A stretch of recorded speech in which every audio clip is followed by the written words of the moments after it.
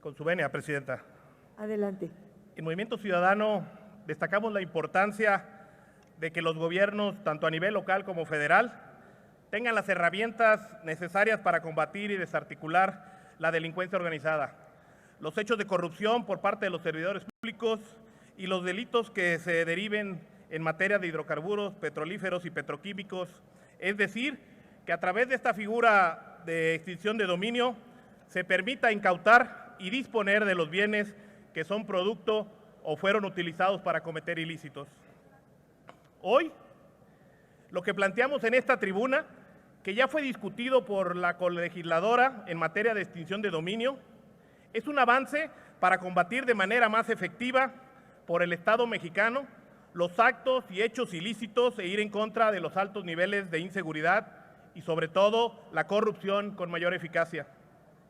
Estamos frente a un nuevo procedimiento que se llevará por cuerda separada, es decir, con un tribunal de naturaleza civil y especializado en dicha materia, que tendrá como elemento principal la existencia de un hecho ilícito, la existencia de algún bien de origen o destinación ilegal, el nexo causal de estos dos elementos y el conocimiento de quien pueda tener el titular del derecho o del producto ilícito.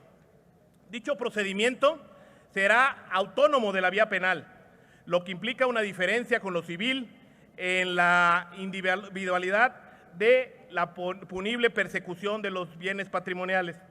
Además de tener un contexto más amplio de las autoridades que administren los bienes sujetos de la extinción de dominio.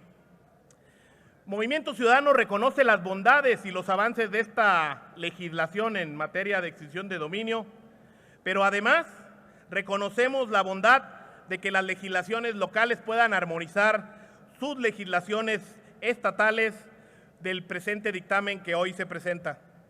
Sin embargo, así como vemos virtudes, también advertimos que la ampliación del catálogo de delitos para poder ejecutar esta acción deja en la sola presunción o la buena fe el que se pueda ejecutar este tipo de actos señalados en el artículo 226, que dice que será de interés nacional y que podrá ser en contra de la condición desfavorable o vulnerable de algunas personas.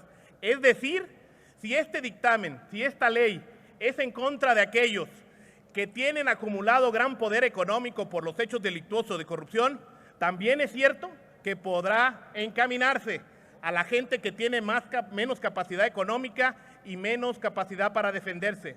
Es decir, que podemos caer en que aquellos que tienen más dinero podrán tener más dinero también para defenderse y para poder manipular la ley y justificar la licitud de sus bienes.